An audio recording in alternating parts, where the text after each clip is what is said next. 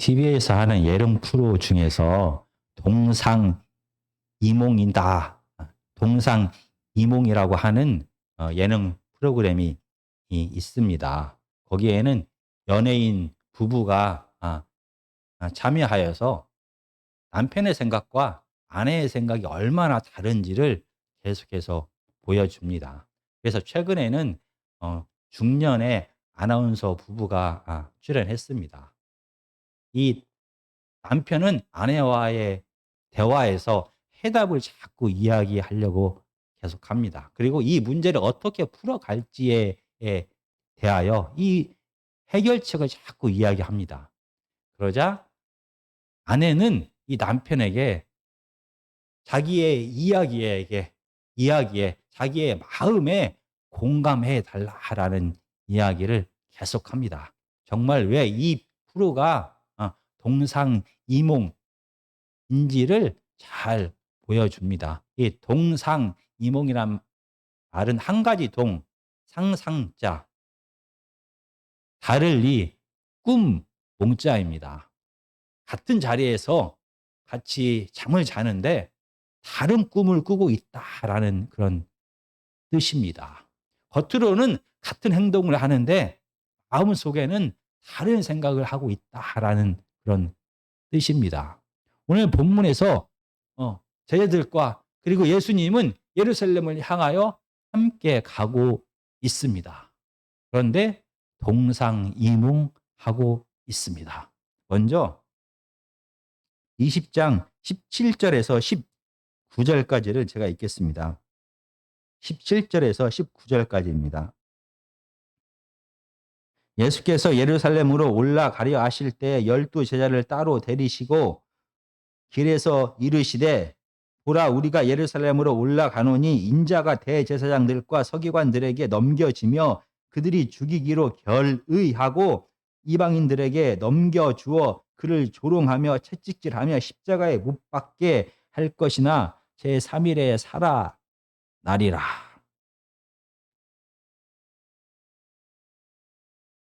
지금 예수님과 제자들 그리고 갈릴리에서부터 많은 백성들이 함께 예루살렘을 향하여 가고 있습니다. 왜냐하면 이제 곧 6월절입니다. 그래서 아마 갈릴리에 살고 있었던 백성들은 예루살렘 성전에서 6월절을 보내기 위하여 예루살렘에 가기 위하여 마침 그때 제자들과 예수님이 예루살렘을 향하여 간다라고 하자 함께 그 먼 길을 떠나고 있습니다. 예루살렘에 가까이 왔습니다. 그때 따로 이 많은 무리들 가운데서 따로 12명의 제자를 예수님은 부르십니다. 그리고 다시 한번 예수님의 죽음에 대하여 부활에 대하여 이야기를 하십니다. 지금 이 예수님의 고난에 대한 이야기는 세 번째입니다. 16장에서 빌립보 가이사랴 바로 이방 땅에서 예수 그리스도는 살아계신 하나님의 아들입니다 라는 베드로의 고백을 듣고 나서 처음으로 예수님은 죽으심에 대하여 예수님의 고난에 대하여 이야기를 합니다. 그리고 17장에서 다시 갈릴리로 돌아온 다음에 다시 한번 예수님은 자신의 죽음에 대하여 이야기를 합니다. 첫 번째와 다르게 두 번째는 예수님을 따르는 사람들의 배신이 있을 거다라는 이야기를 함께 합니다. 그리고 지금은 세 번째 예수님의 고난에 대하여 예루살렘으로 올라가면서 가까이 갔을 때 다시 말씀하십니다. 첫 번째와 두 번째의 고난의 경우와 다르게 점점 구체적으로 세 번째는 이야기합니다. 예수님을 따르는 무리 가운데 누군가가 배신하면서 예수님을 종교 지도자들에게 넘겨줍니다. 종교 지도자들은 아마 산헤드린에서 예수님의 죽음을 결정합니다.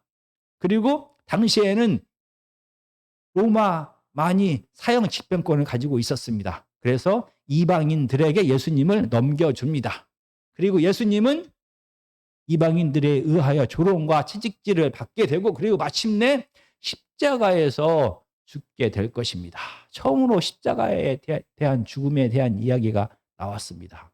이 세 번에 걸친 예수님의 죽음에 대한 예언의 말씀 가운데 공통점은 그러나 3일 후에 부활하게 될 것이다 라는 이야기를 합니다. 그러면 지금 예루살렘으로 가시는 예수님의 목적은 무엇입니까? 예수님의 목적은 결국 십자가를 지기 위하여, 죽기 위하여 지금 예루살렘으로 가고 있는 것입니다. 예수님의 죽음의 의미가 무엇인지를 마태복음 20장 28절은 이렇게 간단하게 말합니다. 인자가 온 것은 섬김을 받으려 함이 아니라 도리어 섬기려 하고 자기 목숨을 많은 사람들에게 대속물로 주려 함이니라. 지금 예루살렘으로 가시는 예수님의 이유는 많은 사람들의 죄를 위하여 스스로가 대속물이 되기 위해서 간다라고 말합니다. 성전에서 드리는 희생 제사를 통하여 희생 제물이 사람들의 죄를 대신 짊어지고 죽었습니다. 마찬가지로 지금 예루살렘의 성전에서 벌어졌던 이 속죄의 사건을 위하여 예수님은 친히 예루살렘으로 지금 가고 있는 것입니다. 죽음을 위하여. 그리고 그 죽음의 결과 많은 사람들을 죄에서 구원하기 위하여 지금 예루살렘 성전으로 가고 있습니다. 지금 함께 제자들도 가고 있습니다. 함께 많은 백성들도 가고 있습니다. 그들도 같은 꿈을 꾸고 있는 것입니까? 지금 예수님은 예수님의 십자가의 죽으심을 통하여 온 인류가 구원받는 그 꿈을 꾸면서 죽으러 예루살렘으로 가고 있습니다. 이 제자들과 많은 사람들의 무리 가운데 야고보와 요한의 어머니 살로메가 있었습니다. 야고보와 요한의 어머니 살로메는 예수님 앞에 다가옵니다. 그리고 예수님한테 말을 합니다. 20장 20절과 21절입니다. 그때 세베대의 아들의 어머니가 그 아들들을 데리고 예수께 와서 절하며 무엇을 구하니 예수께서 이르시되 무엇을 원하느냐 이르시되 나의 이 두 아들을 주의 나라에서 하나는 주의 우편에 하나는 주의 좌편에 앉게 명하소서. 죽기 위하여 예루살렘으로 향하는 예수님을 향하여 이 세베대의 아내 야고보와 요한의 어머니는 와서 자기의 두 아들이 다음에 예수님이 왕이 되었을 때 가장 높은 자리에 앉게 해 주십시오라고 지금 간청하고 있는 것입니다. 그런데 우리가 지금 마태복음을 보면서 누가 제자들 가운데 첫 번째입니까? 베드로입니다.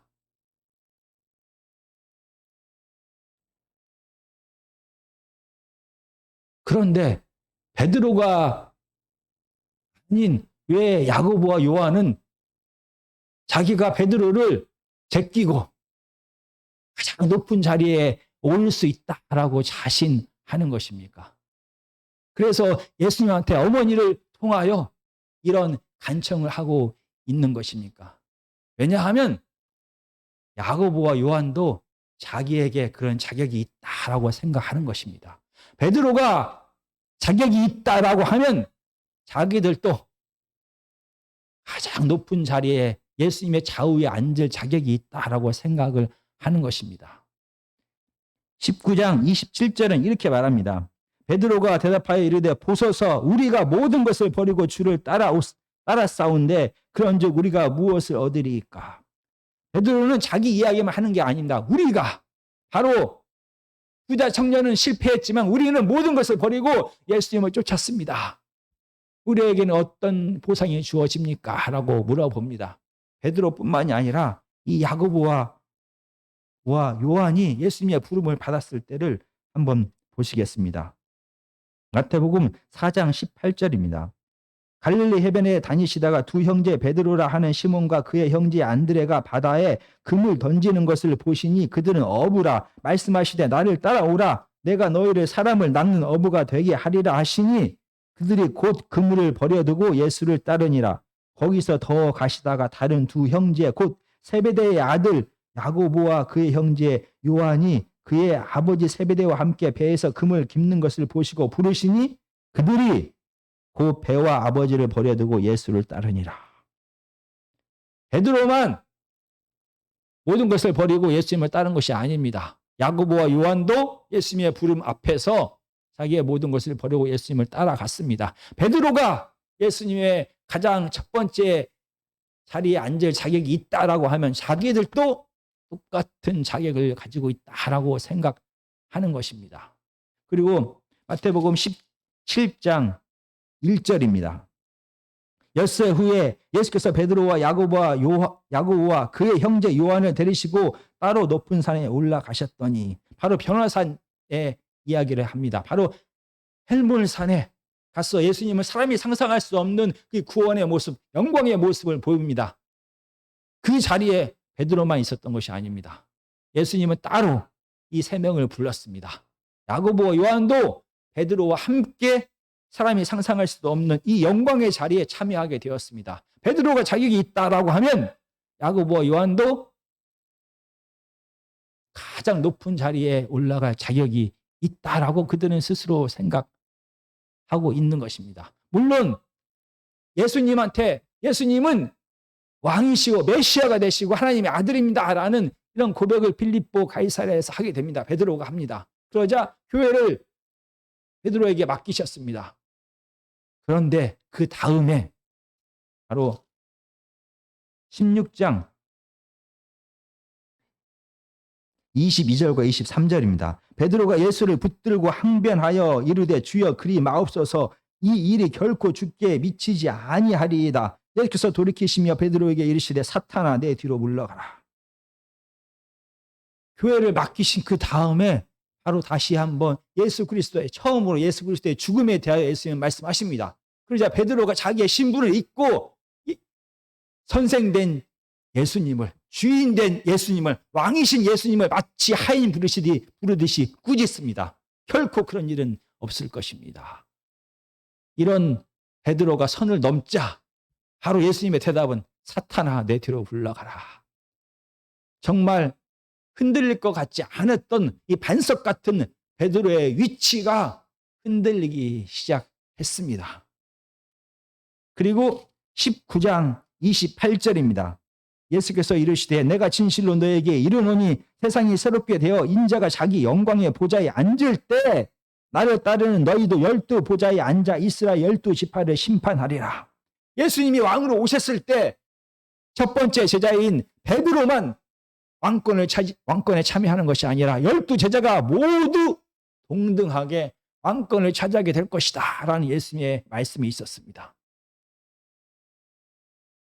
베드로의 위치가 흔들리고 있고 야고보와 요한도 자기들도 베드로가 자격이 있다라고 하면 우리도 예수님의 가장 높은 자리에 오를 자격이 있다라고 그들은 생각했습니다. 그래서 예수님 앞에 나아가 예수님이 왕이 되실 때 가장 높은 자리에 우리 형제가 앉게 하여 주십시오라는 그런 간청을 하게 된 것입니다. 이러한 두 제자의 간청을 들은 다른 제자들의 반응이 무엇입니까? 24절입니다. 20장. 10 제자가 듣고 그 두 형제에 대하여 분이 여기거늘. 이 소식을 듣고 10 제자, 아마 베드로가 가장 펄펄 뛰었을 것입니다. 분노했습니다. 왜냐하면 이 10명의 제자들 역시 야고보와 요한처럼 권력에 대한 욕망이 가득했습니다. 그리고 그들 스스로가 생각할 때 자기도 베드로, 야고보, 요한뿐만이 아니라 자기들도 예수님의 왕이 되었을 때 가장 높은 자리에 오를 수 있는 자격이 있다라고 그들은 생각했던 것입니다. 그래서 그들은 분개했습니다. 지금 예루살렘을 향하여 예수님과 제자들 많은 백성들이 함께 올라갑니다. 예수님은 지금은 죽음을 생각하고 십자가의 죽음을 향하여 가고 있습니다. 그 결과 한 영혼이라도 건지기 위하여, 한 영혼이라도 더 얻기 위한 예수 그리스도의 십자가의 고난의 길을 예수님은 걷고 있습니다. 그런데 제자들은 예수님을 통하여 예루살렘 왕궁에서 권력을 얻을 꿈을 꾸면서 걸어가고 있는 것입니다. 같이 예루살렘을 가고 있는데 한 사람은 예수님은 성전에서 죽을 것을 생각하시면서 가고 있고, 다른 제자들과 많은 백성들은 예루살렘에서 왕궁에서 예수님을 통하여 권력을 얻기 얻기를 원하는 마음으로 가고 있는 것입니다. 예수님은 죽음을 위하여, 제자들과 백성들은 승리를 위하여 예루살렘으로 향하고 있습니다. 동상이몽입니다. 이런 제자들의 반응을 보고 예수님은 다시 한번 제자들을 가까이 부르십니다. 그리고 말씀하십니다. 25절과 26절입니다. 예수께서 제자들을 불러다가 이르시되 이방인들의 집권자들이 그들을 임으로 주관하고 그 고관들이 그들에게 권세를 부리는 줄을 너희가 알거니와 너희 중에는 그렇지 않아야 하나니 너희 중에 누구든지 크고자 하는 자는 너희를 섬기는 자가 되고 너희 중에 누구든지 으뜸이 되고자 하는 자는 너희의 종이 되어야 하리라.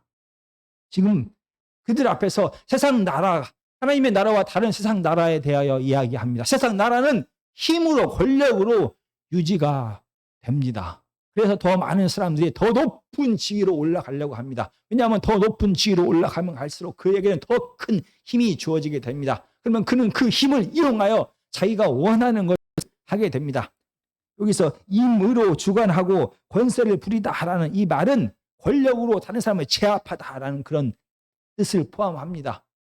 자기가 원하는 것을 얻기 위하여 이 힘으로 다른 사람들을 제압합니다. 그래서 다른 사람으로 하여금 자기가 원하는 것을 하게 합니다. 그는 섬김을 받는 위치가 되기 위하여 이 권력을 사용하게 되는 것입니다. 26절과 27절은 예수님이 두 번이나 반복하여 말합니다. 하나님의 자녀인 너희들은 달라야 한다. 예수님의 제자인 너희들은 달라야 한다. 그들은 세상은 권력을 얻기 위하여 권력으로 온 세상이 유지가 되지만 하나님의 나라는 그 하나님께 주신 힘으로 다른 사람을 사랑하고 섬기는 데 사용해야 된다라고 말씀하십니다. 왜냐하면 그 힘을 그의 능력과 그의 보상으로, 그의 능력으로 보상받은 것이 아니라 하나님께서는 하나님 나라의 은혜로 들어오게 하셨기 때문입니다.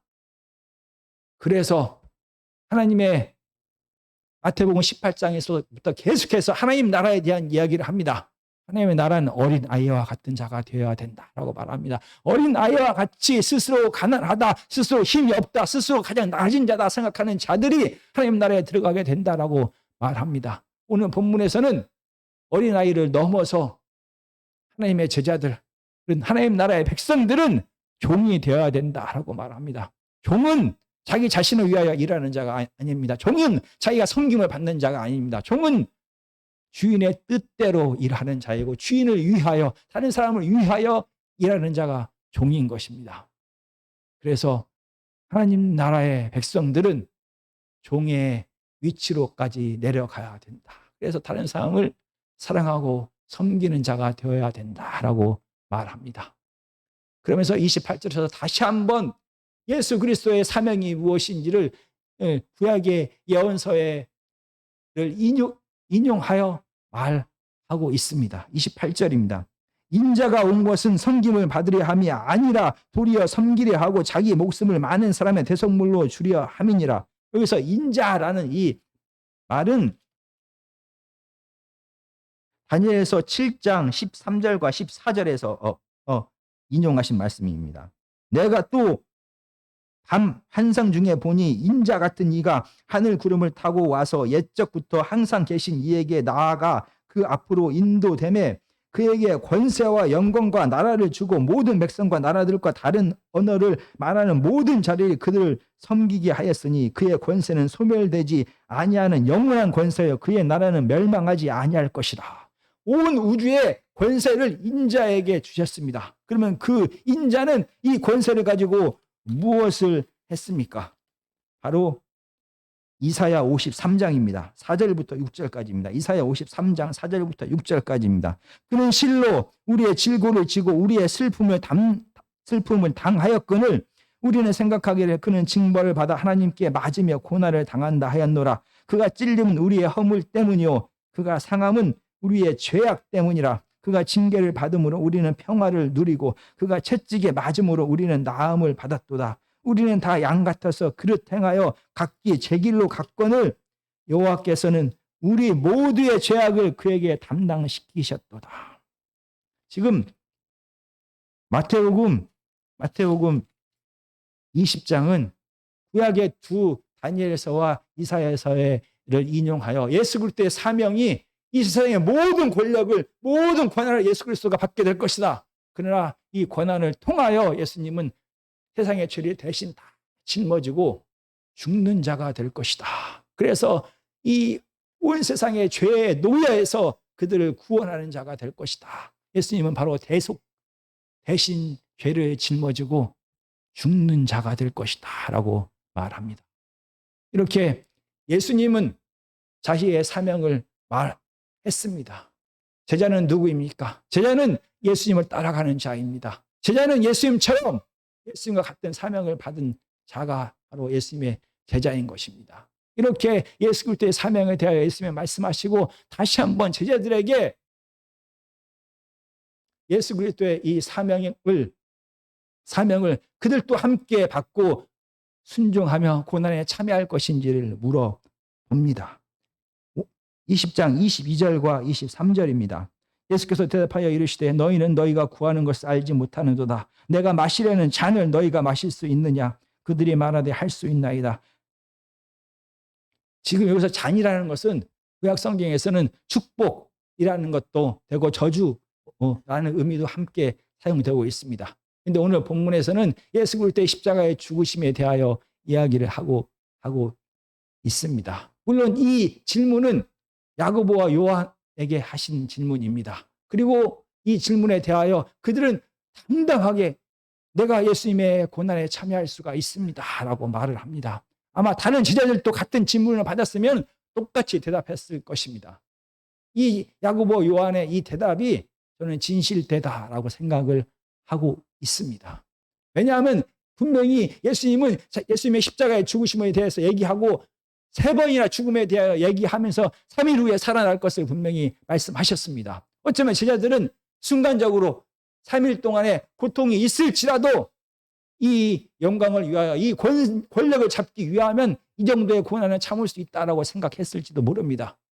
아니면 지금 예수님께서 말씀하신 이 잔의 의미가 십자가의 죽으심의 의미가 무엇인지를 그들은 깨닫지 못했을지도 모릅니다. 그러나 분명한 것은 내가 예수님을 통하여 왕권에 참여하기를 원하기 때문에 예수님 때문에 권력과 부와 모든 것을 승리를 얻기를 원하기 때문에 어떠한 예수님의 명령에도 순종할 수 있다라고 생각했을 것입니다. 그런데 내가 고난에 참여하겠습니다 라는 이런 요한과 야고보의 대답에 예수님의 대답이 더 놀랍습니다. 23절입니다. 이르시되 너희가 과연 내 잔을 마시려니와 내 좌우편에 앉는 것은 내가 주는 것이 아니라 내 아버지께서 누구를 위하여 예비하셨든지 그들이 얻을 것이니라. 세상의 나라는 그의 공로를 통하여 보상을 받습니다. 하나님의 나라는 하나님의 은혜로 시작되고 은혜로 유지가 되는 것입니다. 내가 죽음까지 수고했을지라도 그 수고의 열매를 당연히 왕권에 참여하는 것으로 최고의 자리에 앉는 것으로 하나님은 보상하지 않으신다라고 말합니다. 하나님의 나라는 보상이 아닌 은혜로 유지가 된다라고 다시 한번 예수님은 강조하십니다. 오늘 마태복음 20장에서 예수님과 제자들 많은 사람들은 예루살렘을 향하여 가고 있습니다. 겉으로는 함께 예루살렘을 향하여 가고 있습니다. 그러나 가는 목적이 다릅니다. 다른 꿈을 꾸고 있습니다. 이 많은 사람들, 제자들을 포함하여 온 인류를 구원하기 위하여 그들을 사랑하시사 그들의 죄의 노예에서 구원하기 위하여 예수님은 자기 십자가를 지러 죽으러 가고 있습니다. 반면에 제자들은 예수님 때문에 높아지기를 원합니다. 예수님 때문에 승리하기를 원합니다. 그래서 예수님의 죽음에 대해서 관심이 없고 어떻게 하면 그들의 더 높은 자리에서 더 많은 힘을 갖게 될지에 대하여 관심을 갖게 되는 것입니다. 같은 길을 걸으면서 서로 다른 꿈을 꾸고 있습니다. 예수님은 사랑의 꿈을, 예수님은 죽음의 꿈을, 예수님은 자유의 꿈을 꾸고 있는 반면에 제자들은 성공의 꿈을, 높아짐의 꿈을, 성김 받는 것에 대한 꿈을 꾸면서 이 길을 함께 걷고 있습니다. 제자는 예수님을 닮아가는 자입니다. 예수님을 따라가는 자입니다. 언제쯤이면 제자들이 예수님과 똑같은 꿈을 꾸면서 살아갈 수가 있을까요? 예수님과 같은 꿈을 꾸는 자가 제자입니다.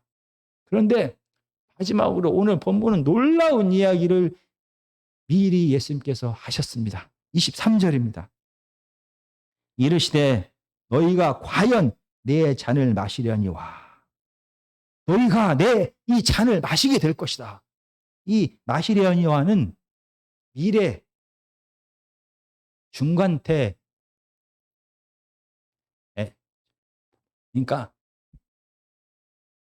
미래 시제입니다. 그리고 쓰이기는 수동의 형태로 쓰였는데 그 의미는 능동입니다. 그게 무슨 말이냐면 지금 야고보와 요한은 끌려서 예수님 때문에 끌려서 예루살렘으로 가고 있는 게 아닙니다. 그는 권세를 잡기 위하여 그들은 예수님을 따라가고 있습니다. 스스로가 원해서 그 길을 가고 있는 것입니다.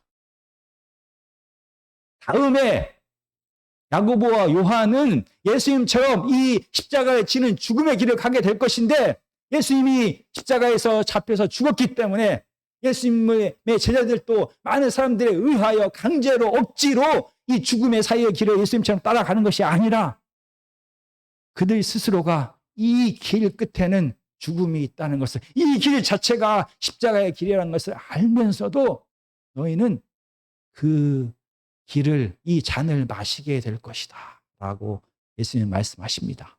그리고 거기에 반드시 너희는 이 고난의 길을 따르게 될 것이다.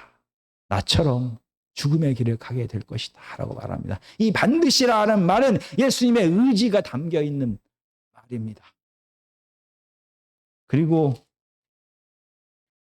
누가복음 우리가 22장 32절을 한번 보시겠습니다. 누가복음 22장 32절에는 그러나 31절부터입니다. 시몬아 시몬아 보라 사탄이 너희를 밀 까부르듯 하려고 요구하였으나 그러나 내가 너를 위하여 내 믿음이 떨어지지 않기 위하여 기도하였노니 너는 돌이킨 후에 내 형제를 굳게 하라.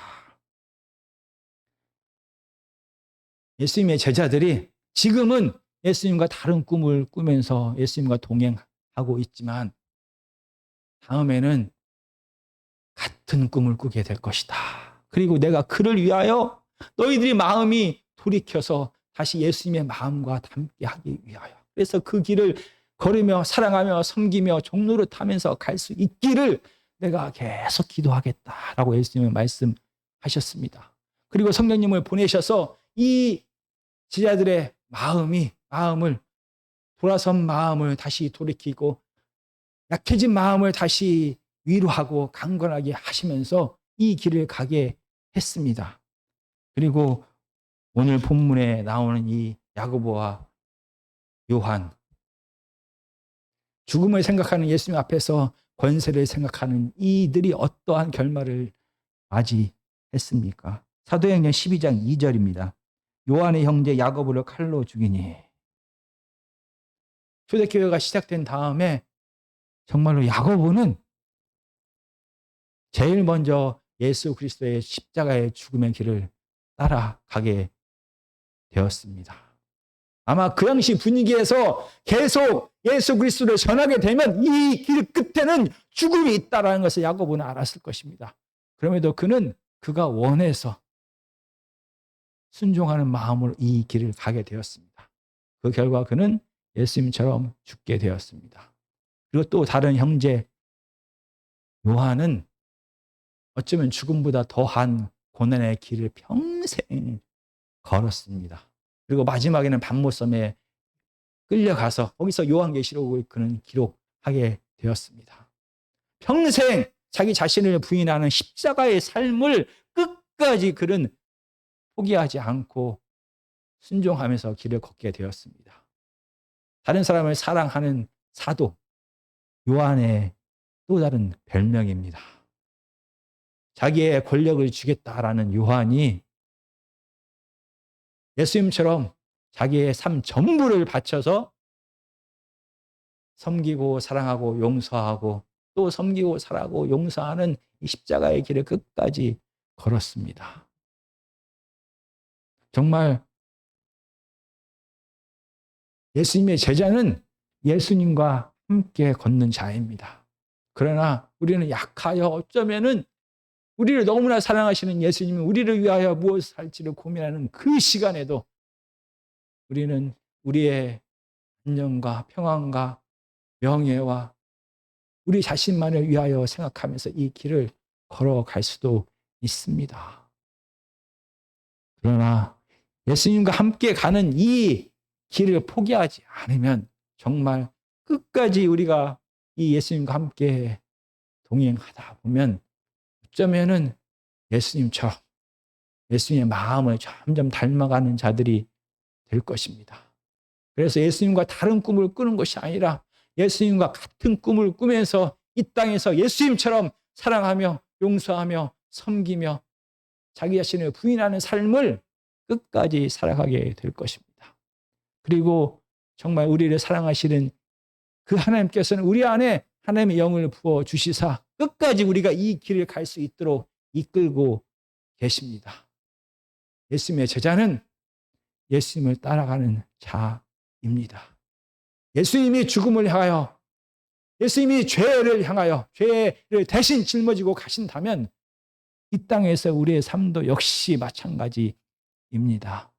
정말 주님처럼 섬기는 자로 사랑하는 자로 용서하는 자로 대신 죄를 짊어지는 자로 살아가는 저와 우리 안원교회 성도님들이 다 되시기를 간절히 기도합니다.